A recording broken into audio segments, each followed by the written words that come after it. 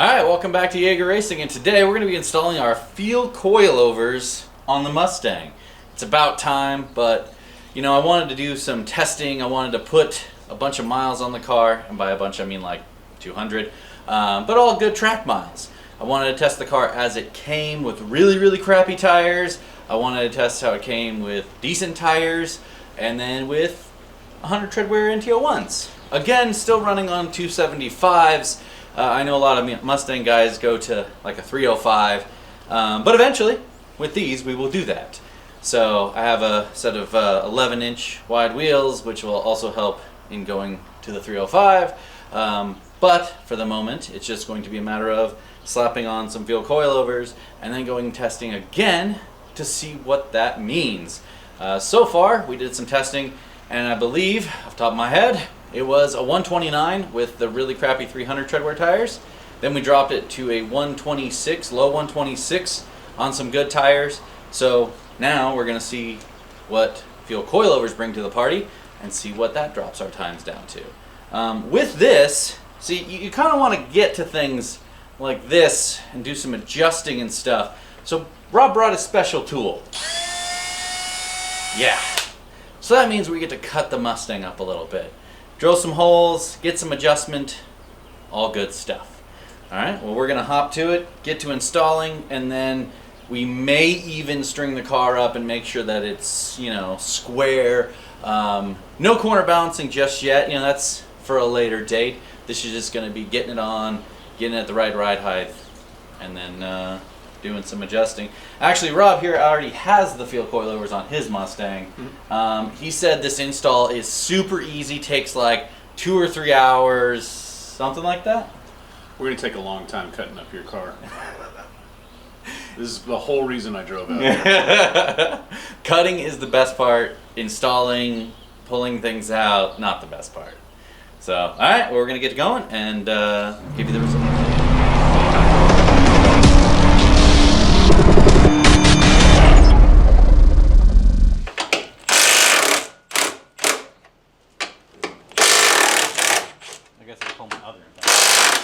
Alright, so like many other parts that I put on this car, Rob grabbed this from Steeda, which is a great little tool. You put it right in here, it centers it up, it holds it, and then you just drill away.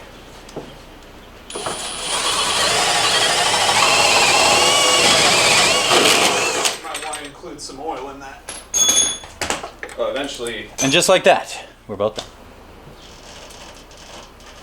Oh, don't get my fingers. That could be terrible. Letting up. Not yet. Okay. Oh yeah, this needs to be... So the real test is, am I a dumbass? And I think we know the answer to that. Because I just tightened up the subframe and I hadn't put the shocks on yet. Yep.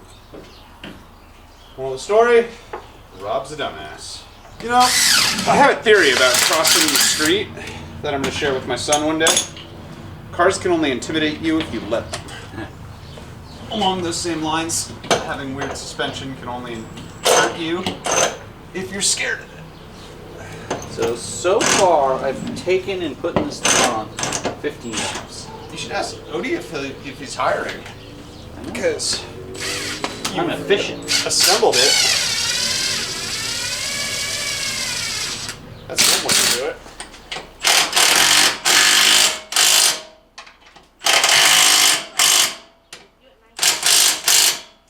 And then do your sway bar is a 10 and an 18.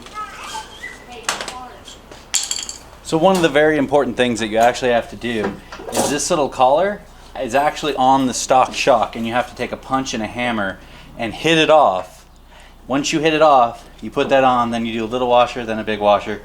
Then we put the original piece back on, washer, and nut. If you don't do this, then this is going to sit too low, and this will stick up too high, and on the one side it'll hit the fuel filler tube. So don't do that.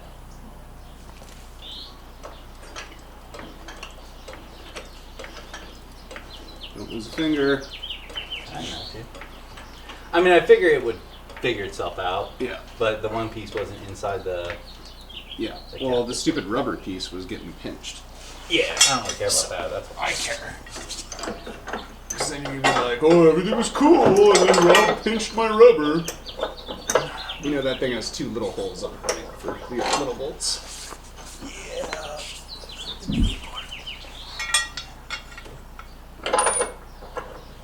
No.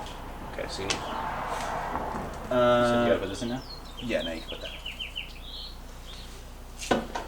So do the bottom 2 15s. Yeah, like run them through, but they're pretty long, so that you can finagle it.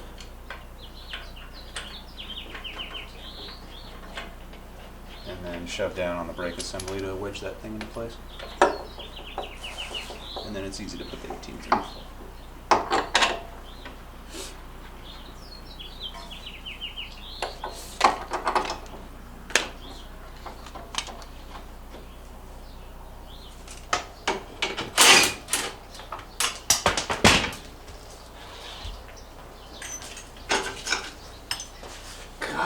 Dude.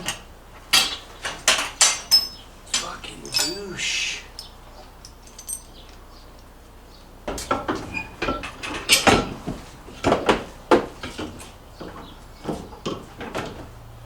So this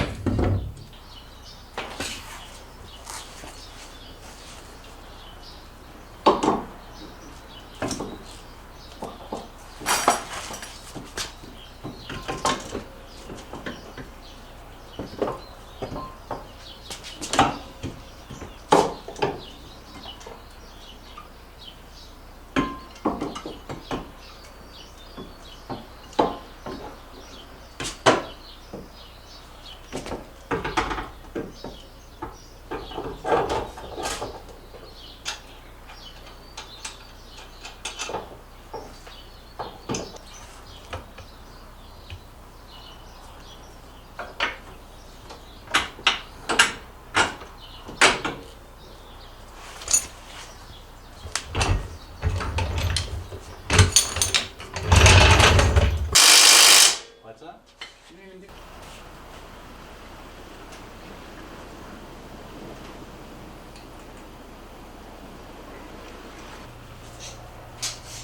Yeah, remember, I've never done this. I don't really understand this process. Once you get it set up, it's easy. It's getting it set up that sucks. But yeah, tie it 1, 2, 3 in from the outside. All right, so as you can see, we're now dirty, somewhat. I'm not dirty. And now the car has a whole setup of Feal suspension. Much low, a mere Benta 2 would approve. Maybe not so much in the rear, definitely up front. Okay, so now we have to go do the fun stuff. So now we're gonna go drive and we're gonna check it out, see if the springs settle a little bit. Obviously these are Swift springs, which shouldn't settle, shouldn't do anything like that, so the car should be pretty planted, pretty good. Play with damper settings now, which is fun, because now it gives you something to play with at the track and pretend like you know what you're talking about and what you're doing, and click, click, click, and do all sorts of things, which is super fun. I will say one thing, the rears. So to actually adjust the dampening in the rear, you do have to jack the car up and reach in there in between the wheel well and do the clicking there. Fronts are obviously very easy. Pop the hood, click, click, click. So yeah, other than that, now I did find out 2 really cool things, and they're called wheel bearing number 1 and wheel bearing number 2 are completely shot on this car in the rear. Oddly enough, I ordered new front wheel bearings with longer studs, but I couldn't order the rear ones because they were sold out. So now I got to do that. So yeah, and now I get to do some wheel bearings in this car. But it was super fun to align. Yeah, and you know, now we Especially have with the camber arm up top. Yeah, I'm That's really, your new favorite thing, right? Is reaching up in there? I'm really hating the fact that you can get in there with a ratchet and you can move it like 3 clicks. Like, oh, I shouldn't say 3. It's like 1.5. Like click, click, click, click. And then torque specs on Fords are all like 170 to 195 foot-pounds for everything. So you're trying to use a very long lever to move things like deep, Midwest. Yeah. Midwest spec. Yeah. It's like a diesel truck. So. Yeah, you know, just torque it till like you can't do it anymore. So, other than that, we set up a quick alignment on it. We just stringed it up. Rob took care of all that, making sure that I was doing it semi-right. But again, since we need two wheel bearings in the rear, it's kind of just a. We get to do it all over again. Yeah. I mean, realistically, we set it as best we could, but when the wheel bearing goes clock, clock, clock, clock in every direction, there's just nothing you can do. I mean, it's just not good. Well, at least you got the stance life down now. That's the one bonus. So now we're going to drive the car for a little bit, check it out, see how she runs, and then obviously, hopefully I can get the wheel bearings in and run Grid Life on Thursday and get some impressions after that. So hopefully when you change the wheel bearings, it's still straight. The wheels aren't just flopping around as we're trying to align it. Yeah. Or Rob's just going to have to come and we're going to have to run in his, so that's always an option. Just drive my car? Yeah. So, alright, well that's it. And you also get to see what it looks like when we drive on track. Alright guys, have a good one. Alright guys, welcome back to Jaeger Racing. Today we're going to be testing some Feal suspension on the track. The track is Big Willow. Later we'll also go back to Streets of Willow where all of our other times we're kind of based out of to get a progressionary factor. But today we're just going to be doing a little progression on Big Willow, getting some impressions on high speed, steady state cornering, and have some fun.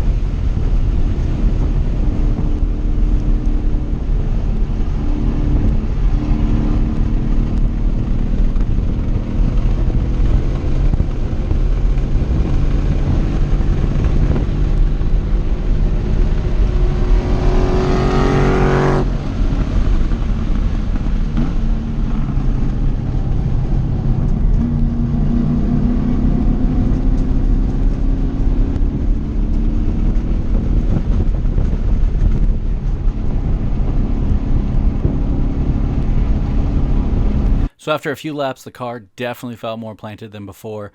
Definitely reduced the amount of sway left to right. But without a doubt, the car still needs to be tuned, per se, in terms of suspension. Still a lot to be done. Got to get in there and start doing a little clicking and clacking. Get everything all set up and dialed in, especially, even the tire settings, as well as the camber. So just like anything else, guys, this is one piece to the puzzle. We still have a lot more to go.